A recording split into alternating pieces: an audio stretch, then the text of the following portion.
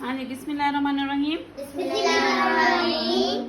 आज हमने पढ़ना है ए। क्या पढ़ना है? ए। ए की साउंड होती है आ। ए की साउंड क्या होती है? आ। ओके, ए को कैसे लिखते हैं? सबसे पहले हम स्मॉल लेटर लिखना स्टार्ट करेंगे।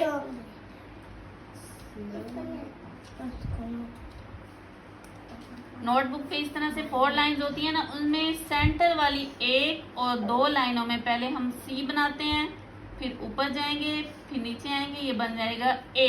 क्या बन जाएगा? Very good.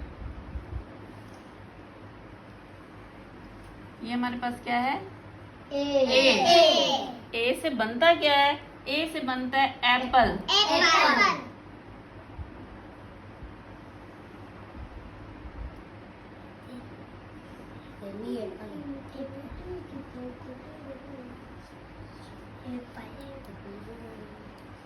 ए से क्या बनता है?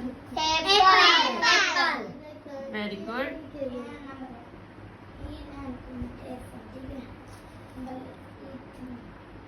ए की साउंड क्या होती है? आ। आ।